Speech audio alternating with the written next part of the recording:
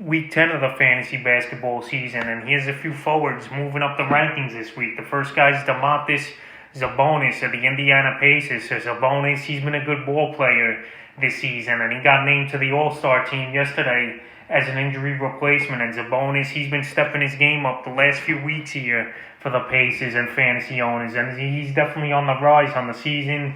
He's ranked 46 with 21.5 points a game, 11.5 rebounds, 5.8 assists, a steal a game, 1 3-pointer per game, 71% from the foul line, and 53% from the field. But the last couple weeks, his rankings bumped up to 24 in that time with 24.2 points a game, 12.2 rebounds, 7 assists, 1.5 steals, 1.5 blocks, 78% from the foul line, and 52% from the field. So Sabonis, he's definitely kicked it into the next gear the last few games, and he's almost getting a triple-double nightly. It seems like we're coming close to it with some of the big games he's put up, so he's moving up the rankings. He definitely deserved an all-star spot, and with the injury replacement, he got it, which is a good thing here for Sabonis. And the last few games, he's definitely played well here. February 17th at Minnesota, a crazy triple-double for Sabonis, 36 points, 17 rebounds, 10 assists, 3 steals, a block, and he shot 61% from the field. February 24th versus the Warriors, 22 points, 16 rebounds, 4 assists, 2 steals, and a block. And last night in a tough loss at Boston, 24 points, 6 rebounds, 9 assists, and 58% from the field. So Sabonis, he's giving you 4 or 5 great categories in fantasy leagues. He's going to score his 20 points. He's going to get double-doubles most nights in the rebounding, and he's averaging 6 or 7 assists as well, which is a great thing for a forward. And his field goal and free throw percentage are pretty solid. So Sabonis, I don't see him slowing down anytime soon, and he's a forward, definitely moving up the rankings. The second forward is Zion Williamson of the New Orleans Pelicans. So Zion, the first pick overall in last season's NBA draft, and this guy, he's definitely living up to the hype.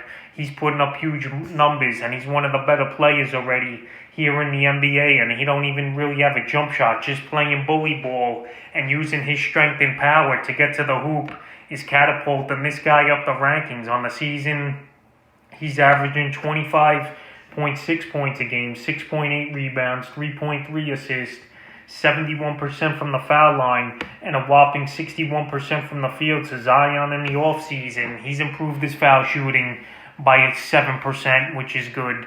And now if he could just get a jump shot, that's going to be 30 points a game this guy could average. In the last couple weeks, he's ranked 38 with 30 points a game, 7.1 rebounds, 4.5 assists, 74% from the foul line, and 63% from the field. So Zion Williamson, he's breaking all types of records right now, in my opinion, with the games he's having. And this guy, he don't even shoot a three-point ball, and he's a mediocre foul shooter in the 70s. And the last couple games, he's picked it up even more as Zion. February 21st versus Boston, 28 points, 10 rebounds, 4 assists, and a block. February 24th versus Detroit, 32 points, 6 rebounds, 5 assists, and a block. And then February 25th in a tough loss versus the Bucks, 34 points, 8 rebounds, 6 assists, a block, and a steal. So Zion, he's been a fantasy animal this year. The only thing I like to see him improve on is obviously starting to shoot that three-point ball and maybe just get his turnovers down and bump the rebounds up just a bit. But he's been a monster this season, and luckily he hasn't been injured, and hopefully it stays that way. But he's definitely moving up the rankings. The next forward is Kelly Oubre of the Golden State Warriors. Oubre, he was in a crazy slump to start the season, but now he's really figured it out over there in Golden State. And the production, it's been better than last season for him, where he was with Phoenix. And on the season, he's ranked 94th in fantasy basketball with 15.5 points a game, 6 rebounds, 1.4 assists, 1.1 steals per game. But the last couple weeks, he stepped it up, ranked 28th in this time span, 22 points a game, 6.3 rebounds, 1.5 assists, 1 block, 2.2 threes a game, 81% from the foul line, and a nice 52% from the field. So Oubre, he's getting better shot attempts. He's hitting his 3-ball now, and the percentages have jumped up, and also the scoring and the rebounding has been good. And Oubre, I know it would take him time to break out maybe, but now is the second or third option over there in Golden State. He's a player definitely on the rise here and moving up the rankings, and the last 3 games have been very efficient and good for him. February 23rd at New York, 19 points, 8 rebounds, 2 assists, 3 blocks. February 24th at Indiana, 17 points, 5 rebounds. And then last night versus Charlotte, 27 points, 6 rebounds, 3 assists, a steal, and 3 threes. So Kelly Oubre, he's been playing great basketball. And this Warrior team now, they've won 3 in a row. And they got a big matchup at Los Angeles Lakers tomorrow night. So we'll see what Oubre could do in that one. But he's definitely on the rise this week. The next forward on the rise is Daniel House of the Houston Rockets. So Daniel House, he's been a pretty good role player the last few seasons here for Houston, but now he's got an expanded role off the bench, playing 30-35 minutes a game. And on the season, he's ranked 180 in fantasy basketball, 9.6 points a game, 4 rebounds, 2 assists, 1.73, 76% from the foul line, and an awful 38% from the field. But the last few weeks, where he's got more playing time and playing more, he's been playing real good as Daniel House, ranked 73rd in the time, with 13.3 points a game, 5.7 rebounds, 3 threes a game, 75% from the foul line, and 42% from the field. So he's really improving.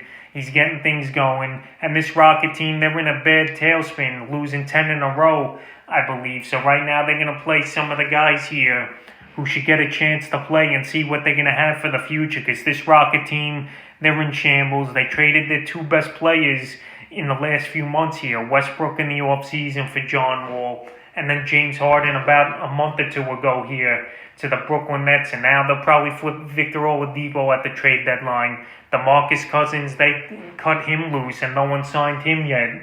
So right now, Daniel House, he's getting opportunities, and he's definitely making the best of it. The last 3 games, you could tell, February 26th versus Chicago, 15 points, 6 rebounds, 2 assists, a steal, and 4 threes.